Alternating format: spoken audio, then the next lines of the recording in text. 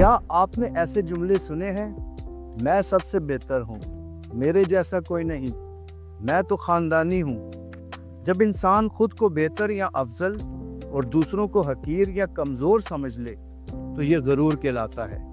इसकी बहुत सी वजूहात हो सकती हैं, जैसे किसी के पास दूसरों से ज़्यादा दौलत हो, या फिर किसी की शक्ल व सूरत या रंग दूसरों से बेहतर हो, या फिर ज़्यादा तालीम हो, बेहतर जॉब हो, बेहतर घर हो, और इस तरह की और बहुत सारी बातें। ये फहरिस्त बहुत लंबी है, लेकिन हर वो बात जो इंसान को दूसरों से बड़ा और ऊंचा समझने पर उकसाए वो गरूर में शामिल हो जाती है।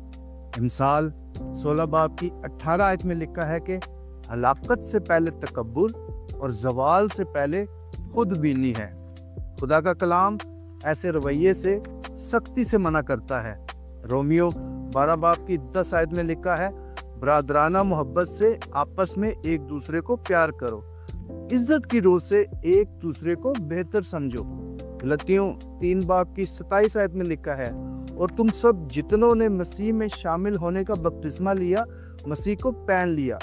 ना कोई यहूदी रहा, ना यूनानी, ना कोई गुलाम, ना आज़ाद, ना कोई मर्द, ना औरत, क्योंकि तुम सब मसीह में एक हो। मसीही दीन किसी भी बुनियाद पर दूसरों को कमतर समझने की इजाज़त नहीं देता।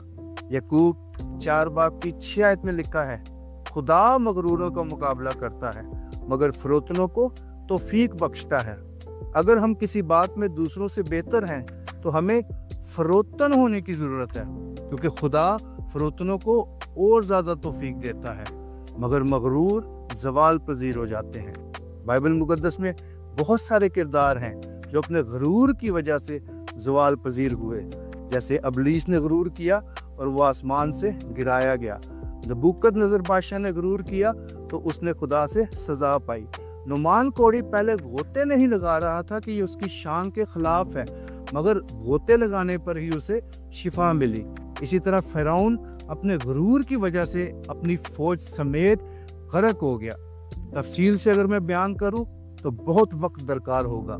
आइए आज अपने रवैयों पर थोड़ी देर के लिए गौर करते हैं और इस गरूर को अपनी ज़िंदगी से दूर करते हैं। अगर आपको इस कलाम के वसीला से बरकत मिली है तो इस वीडियो को दूसरों के साथ भी शेयर करें, वीडियो को लाइक करें, चैनल को फॉलो या सब्सक्राइब करें और इस खिदमत में मेरा साथ दें। खुदा यीशु मसीह की सलामती आप सबके साथ हो। आमीन।